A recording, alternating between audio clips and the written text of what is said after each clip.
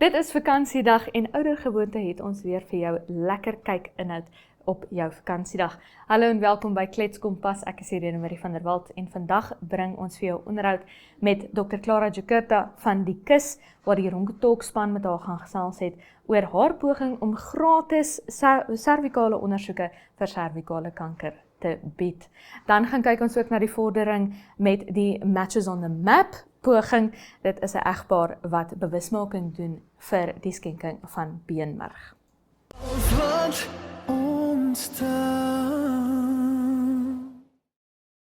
Hello, I'm Dr. Clara Jekerta from Walvisbaai. I am an obstetrician and gynecologist. I've been in Walvisbaai for the past 9 years, and it's good to be with you today. Actually, it just started spontaneously. We had a kind of a remembrance of cervical cancer screening day, and we realized that there was a great need of women who turned out in numbers. So it was quite overwhelming to realize. Actually, we did not think through about starting screening women. When we started, it was to remember the Cervical Cancer Day, and we screened women and they came in numbers, and we realized this was a great need within the region. And so that's how it started. It was not something planned. Okay, I'm an ordinary Namibian resident in Walvisbaai. I am a family woman who does the normal day-to-day duties outside being a doctor. Actually, in the Erongo region, cervical cancer is quite prevalent. We've got around 200 new cases of women being diagnosed with cervical cancer.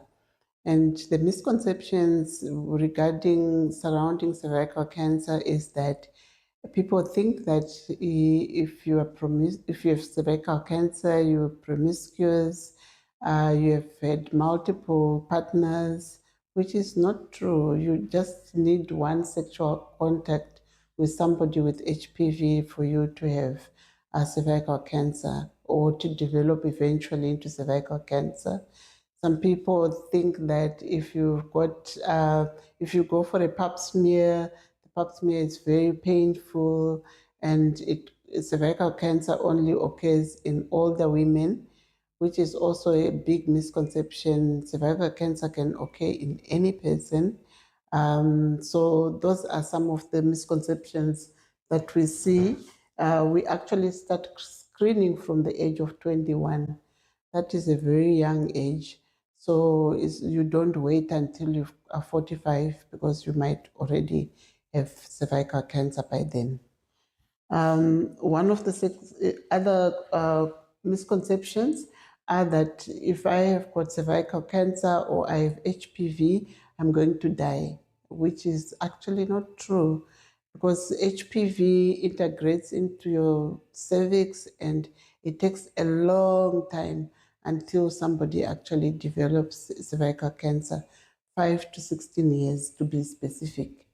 And also that I have to wait until cervical cancer gives me symptoms. Most of the people that have cervical cancer don't have any symptoms.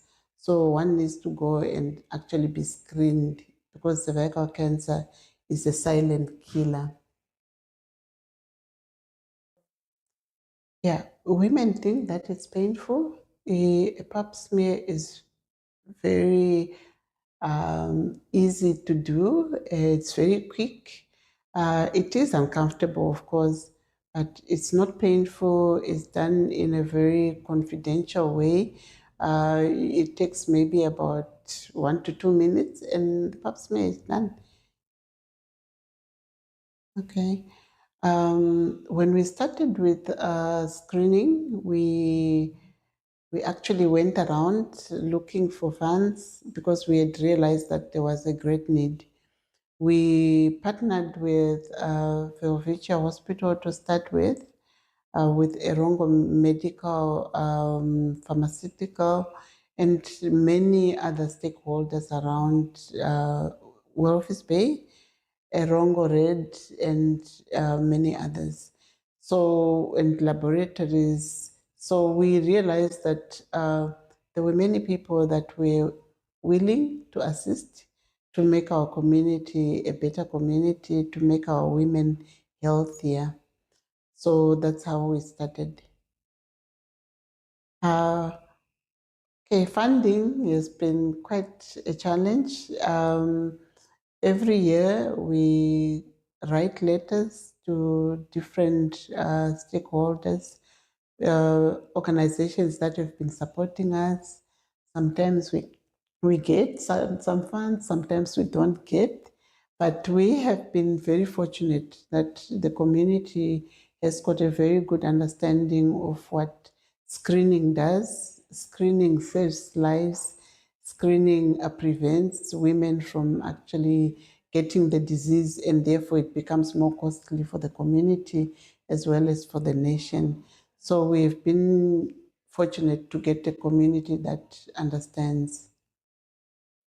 Yes, there are many stories. But in particular, we had one lady that accompanied the other, and she did not think that she needed a pap smear. And the other friend she said, no, let's go get it done. You never know. And she actually was the one who had pre-cancer lesion stage 3, which was just about to become cancerous. And she couldn't believe it. But that lesion can be removed, and she's free of pre-cancer lesion. She is coming for yearly checkups, and she can't thank that friend enough. And I think that was very powerful. I think the most rewarding is to see women that come in numbers and thank us for bringing this service to them.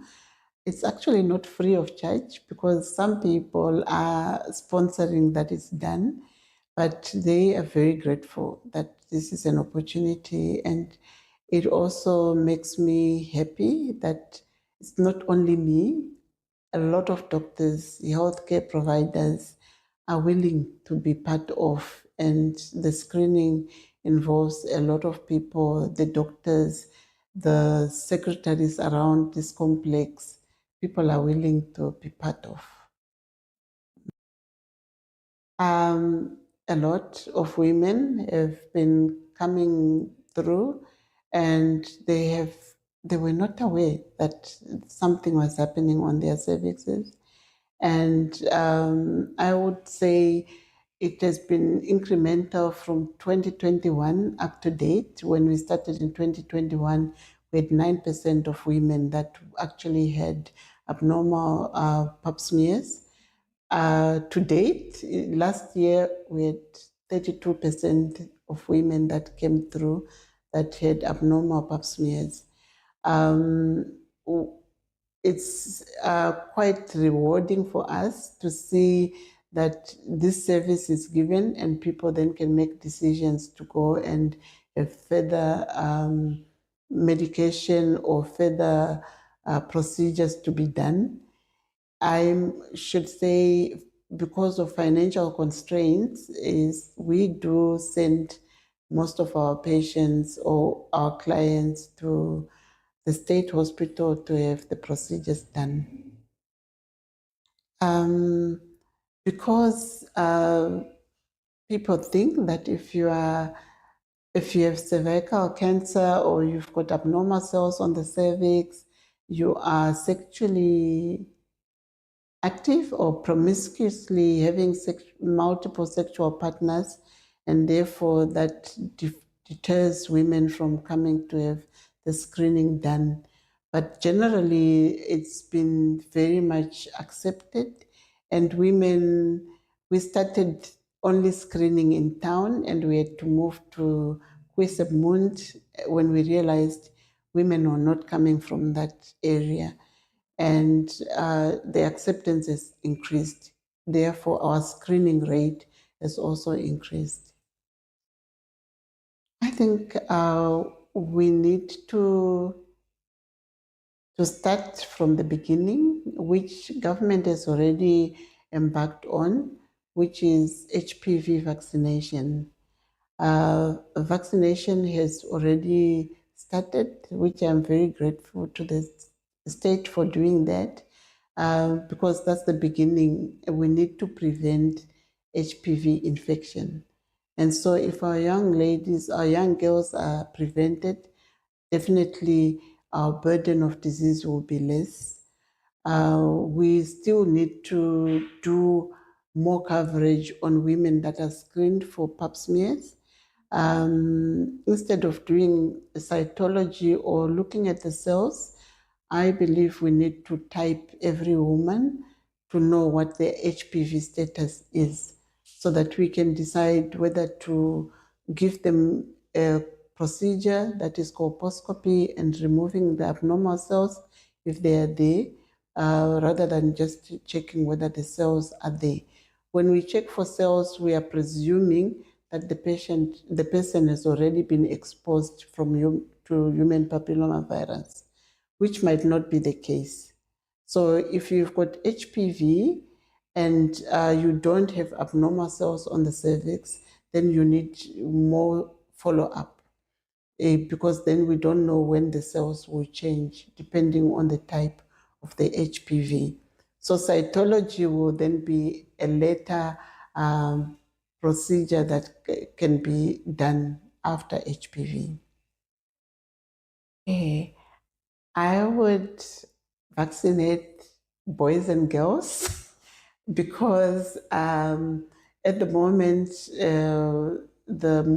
the move is to vaccinate all girls, but we also know that boys can be vaccinated, and that is actually the source of the HPV. So we should vaccinate the boys. I would also screen all women, regardless of whether they're financially stable or not, so that we can screen and find out who has got HPV, who doesn't have HPV, which women need more follow-up. And for those with the lesion or the abnormalities on the cervix, I would definitely avail them the procedure to remove the abnormal cells. What we have encountered in our screening is that when we have screened the women and they know that there are abnormal cells on the cervix, we can't offer them the next procedure because that requires funding. And so I would go all out and just make sure every woman is protected. I would say, please just go and get screened. Screening is not painful. Screening takes such a short period of time for you to actually know your status. We have moved as a practice and as a community to actually screen for HPV. So know your HPV status. And for us, that is free because the community avails this to you. So please go and get screened. They already are, actually. This is not, okay, we initiated it, but it has actually become bigger than Dr. Jekerta Kumalo surgery. We have doctors, we've got nurses, we've got doctors who have offered their space for us to screen the women. We have the community sponsoring us to actually do the work. So because of financial constraints, we can't do more, but women and doctors and even other men who are doctors are willing to help.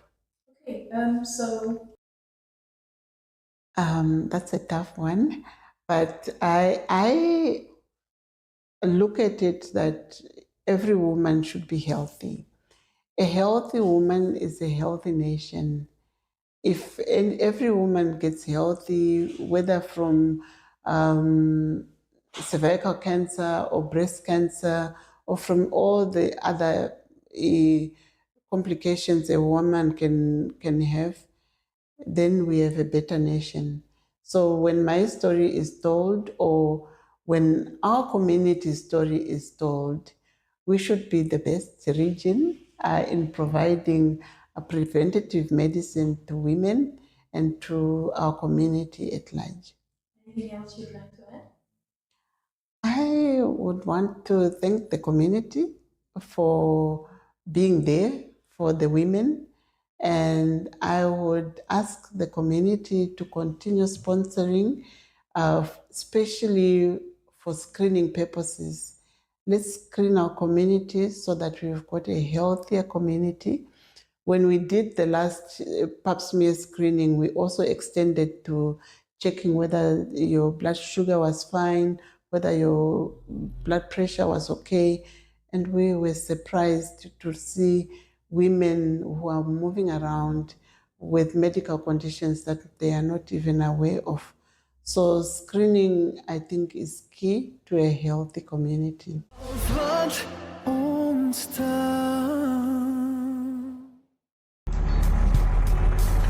This is our campsite today. It's an awesome one, very quiet in town. It's a holiday and there's nobody around.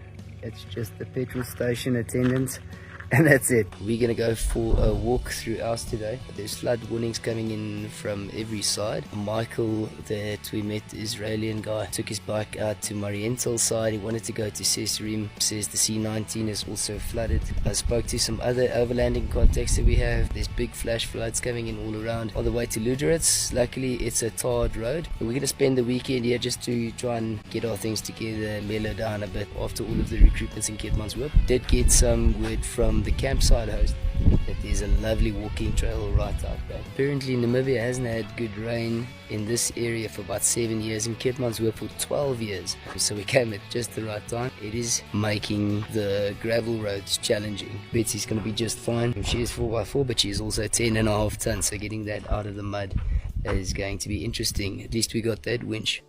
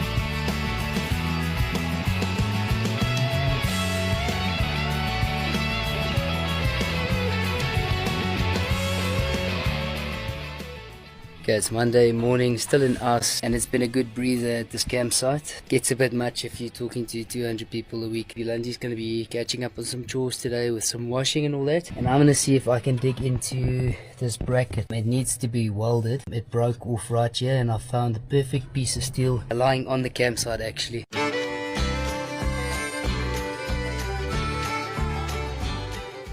Coincidentally, it's going to be the perfect gusset. I'm just going to cut it in half.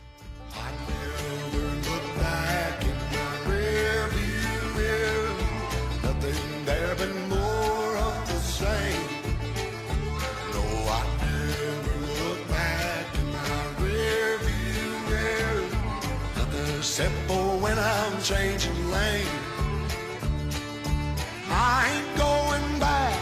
No, I ain't going back. No, Ja, lekker begin maar. Oh, maar het lijkt of hij happy is. hungry, broken, cold,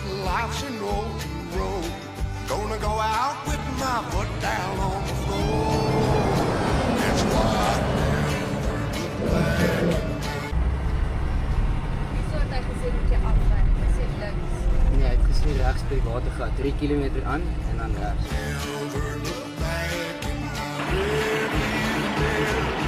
Never simple when I'm changing lanes.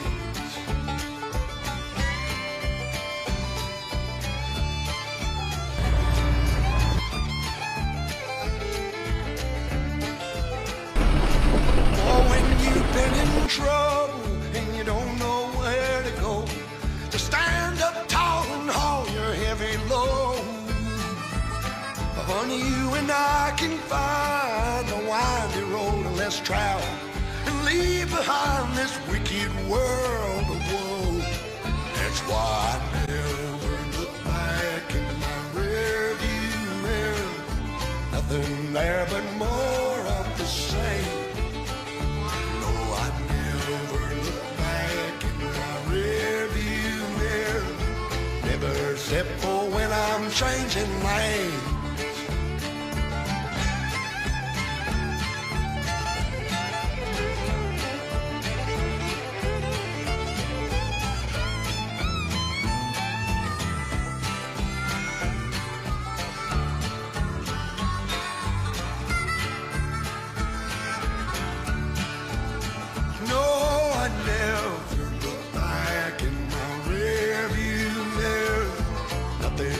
But more of the same.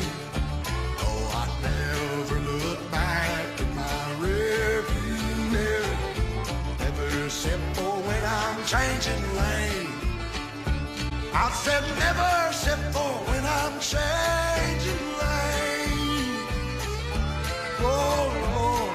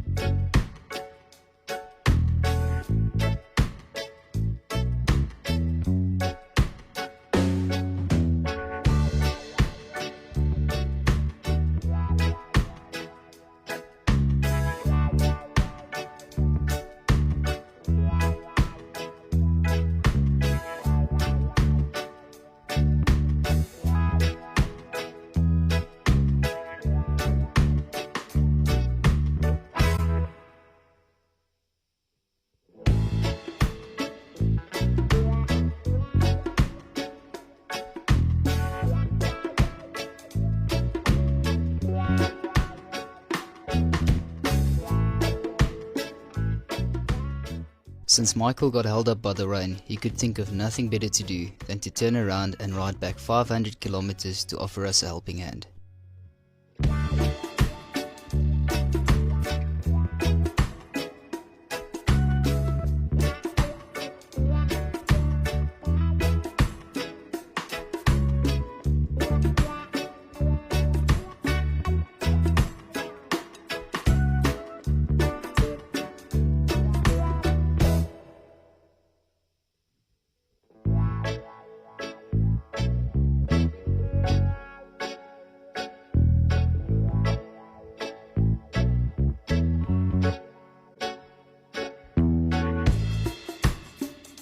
We had to come and check out Diaz Point, and it's super windy today, but hopefully we'll get a good sunset in.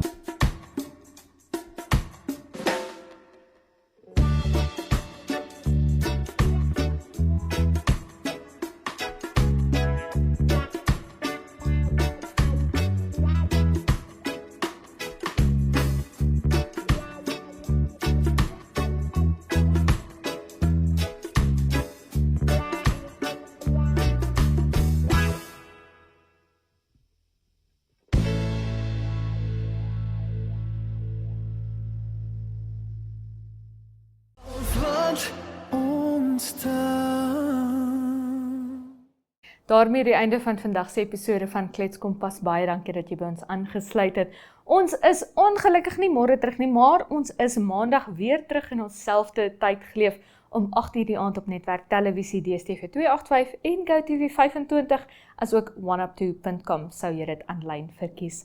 So tot volgende week van my, Irene Marie van der Walt en die Kletskompas span, is dit mooi bly.